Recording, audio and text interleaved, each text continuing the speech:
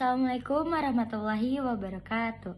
Perkenalkan, nama saya Presa Wahdati Mesro dengan NIM 24000241123.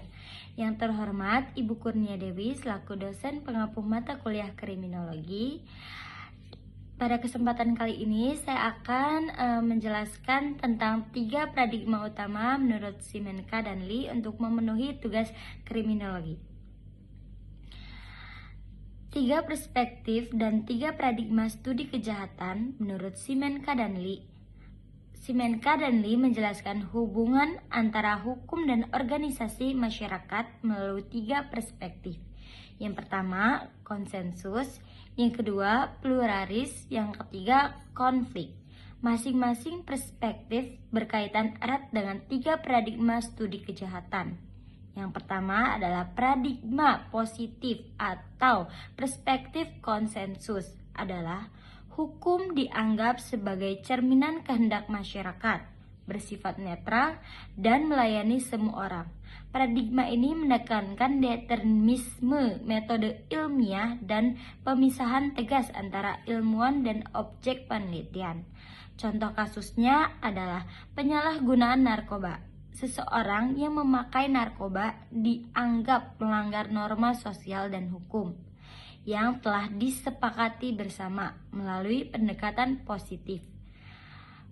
Perilaku tersebut dijelaskan secara ilmiah dengan faktor biologis atau lingkungan, misalnya pengaruh teman sebaya, stres, atau kondisi keluarga.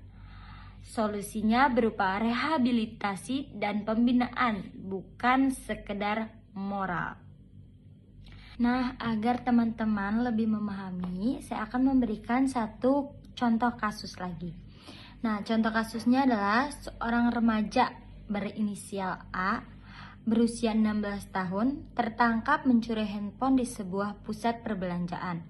Setelah diselidiki, A berasal dari lingkungan keluarga yang miskin, dengan orang tua yang sering bertengkar dan tidak harmonis.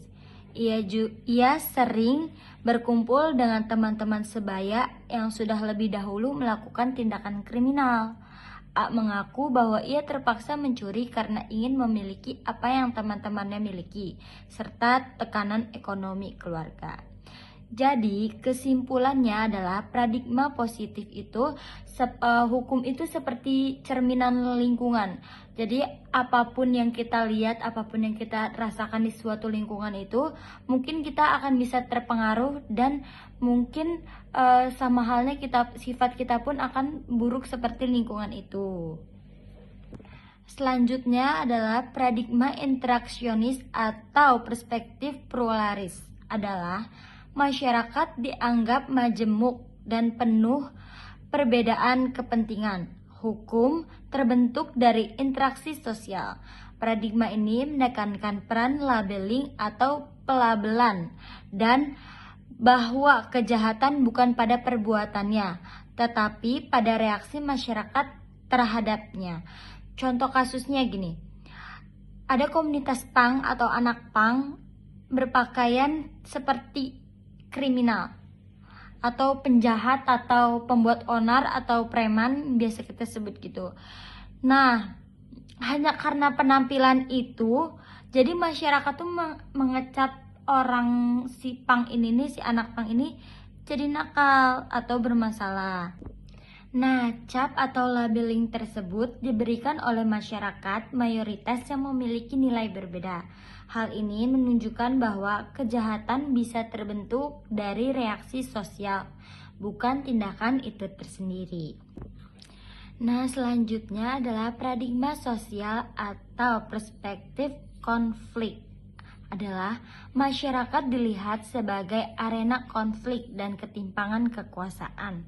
Hukum tidak netral, tetapi mencerminkan kepentingan kelompok berkuasa. Perubahan hukum cenderung memiliki penguasa. Jadi, agar teman-teman lebih memahaminya, saya akan memberikan beberapa contoh kasus. Nah, contoh kasus yang pertama adalah kasus penggusuran warga miskin demi proyek pembangunan pemerintah atau perusahaan besar menggunakan hukum untuk melegitimasi penggusuran. sementara warga kecil kehilangan tempat tinggal. Hukum dalam hal ini berpihak pada kepentingan ekonomi dan politik elit, bukan pada keadilan sosial. Contoh lebih simpelnya lagi, misalkan kayak gini. Kita kalau misalkan lihat buah di supermarket sama buah di pasar, mungkin untuk sebagian orang kita lebih memilih yang di supermarket karena terlihat premium dan sebagainya. Padahal yang di pasaran juga nggak jauh beda gitu, sama-sama bagus, tapi karena ketimpangan sosial tersebut yang membuat adanya perbedaan. Adapun ahli yang berpendapat yakni James T. Siegel dalam bukunya yang berjudul Penjahat Gaya Orde Baru. Nah, dalam buku ini James membahas bagaimana rezim Orde Baru menggunakan ketakutan sebagai alat kekuasaan dengan menciptakan konstruksi kriminalitas tertentu melalui media. Rezim memanipulasi makna kejahatan dan kriminalitas untuk menakut-nakuti rakyat dan melegitimasi tindakan negara, seperti melalui isu Petrus, penembakan misterius. Media seperti pos kota digunakan untuk memberikan peristiwa secara dangkal tanpa menggali konteks, sementara Tempo lebih kritis dan mempertanyakan struktur di balik kejahatan. Mayat dan karung di sungai menjadi simbol ketakutan yang terbangun secara sosial. Masyarakat bahkan kecewa ketika yang ditemukan bukan mayat. Karena itu tidak sesuai dengan imajinasi kolektif yang dibentuk media. Contoh kasusnya adalah refleksi dan perluasan ke dunia kecantikan. Penulis memperluas analisis ke industri kecantikan, menunjukkan bahwa standar kecantikan putih, langsing, rambut lurus, dan juga merupakan bentuk ketakutan sosial yang diproduksi melalui media. Ketakutan terhadap tidak ideal menyebabkan individu dikendalikan oleh simulasi yang diciptakan oleh iklan. Dalam konteks ini, perempuan menjadi objek dari ketakutan dan kontrol sosial, seperti masyarakat yang dikontrol melalui narasi kriminalisasi. Tuh, buat kalian yang suka insecure, nah kalian tuh sedang dikontrol oleh narasi kriminalisasi. Kesimpulannya adalah tulisan ini menggabungkan teori sosiologi hukum, analisis media, dan teori poststruktural untuk menunjukkan bagaimana kekuasaan bekerja lewat ketakutan, simulasi, dan konstruksi sosial, baik dalam isu kriminalisasi maupun kecantikan. Media menjadi alat utama dalam membentuk realitas dan dikonsumsi masyarakat, sehingga masyarakat kehilangan kemampuan membedakan antara yang nyata dan yang dimanipulasi. Adapun pendapat dari para ahli tentang 3 paradigma utama, yakni Auguste Comte. Comte sebagai bapak positivisme menyatakan bahwa ilmu sosial harus memanfaatkan metode ilmiah seperti ilmu alam agar bisa menghasilkan pengetahuan yang valid dan objektif. Pengetahuan hanya bisa diperoleh melalui observasi dan pengalaman empiris. Dan juga Emil Durkheim. Durkheim menekankan bahwa fakta sosial harus diperlakukan sebagai benda dan dipelajari secara objektif.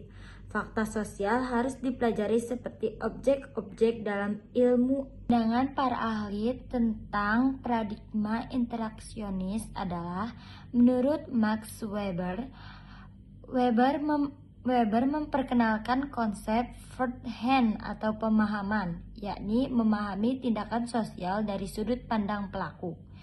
Ilmu sosial harus memahami makna di balik tindakan sosial. Pendiri teori interaksionalisme simbolik yang menekankan bahwa makna dibentuk melalui interaksi sosial. Manusia bertindak terhadap sesuatu berdasarkan makna yang dimilikinya, dan makna itu berasal dari interaksi sosial. Selanjutnya adalah paradigma. Sosial.